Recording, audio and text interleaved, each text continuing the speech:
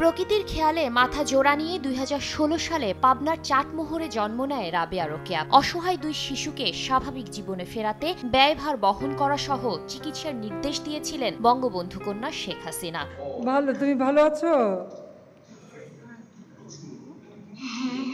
তার সরাসরি তত্ত্বাবধানে ঢাকা মেডিকেল কলেজ হাসপাতাল, সম্মিলিত সামরিক হাসপাতাল, শেখ হাসিনা জাতীয় burn and plastic surgery institute, Suhrawardy হাসপাতাল শুধু নয়, হাঙ্গেরি সহ দুদেশের প্রায় ২০০ জনের দল ২০১৯ সালে সম্পন্ন করে এক বিরল অপারেশন, যাতে বেঁচে থাকার সম্ভাবনা ছিল রাবেয়ার ৭৫% এবং রোকেয়ার ২৫%। ঢাকা সিএমএইচে চিকিৎসক দলের ৩৩ ঘন্টার অপারেশনে সফলভাবে জোড়া মাথা আলাদা হয় শিশু দুটির। এটি ছিল বিশ্বের ১৭তম বিরল অপারেশন।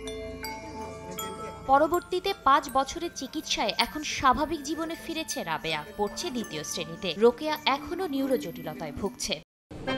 আনলিমিটেড লাইফ চলুক গ্রামীণ ফোনের মান্থলি প্ল্যানে, এক প্ল্যানে ১ মাস। রোববার রাজধানীর সম্মিলিত সামরিক হাসপাতালে শিশু দুজনের সর্বশেষ পরিস্থিতি নিয়ে হয় সংবাদ সম্মেলন। হাঙ্গেরি থেকে অনলাইনে যোগ দেন চিকিৎসকরাও।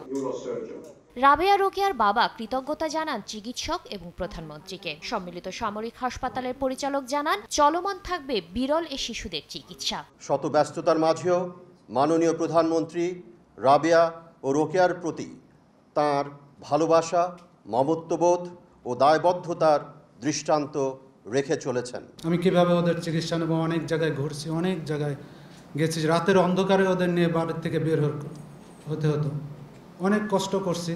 আল্লাহ হয়তো তার প্রতিফল আজকে আমার একটা মেয়ে পরিপূর্ণ সুস্থ আছে। আর একটা মেয়ে দোয়া করে, আপনারা দোয়া করবেন, দেশবাসী দোয়া করবেন, ইনশাল্লাহ আমার ও মেয়েটাও সুস্থ হয়ে যাবে। আর স্বাস্থ্যমন্ত্রী চিকিৎসক দলের প্রতি কৃতজ্ঞতা জানান যে দলটিতে আছেন তিনি নিজেও। ৫ বছর আগের স্মৃতি রোমন্থন করে বলেন, এ ধরনের সফলতার মাইল ফলক দেশের চিকিৎসা সেবার প্রতি জনগণের আস্থা ফিরিয়ে আনবে। ওই রাত্রির কথা আমি কোনোদিন বলবো না। এটা কারো একার কৃতিত্ব না, এটা প্রতিটা মানুষ, এখানে বহু আছে, আমি সবার নাম বলে শেষ করতে পারবো না। রোকেয়া রাবেয়ার অপারেশন বাংলাদেশের চিকিৎসা জগতে একটা মাইল ফলক। চলতি বছরে ৮ বছরে পা দেবে এ বিস্ময় শিশুরা। শাতিলা শারমিন, সময় সংবাদ, ঢাকা।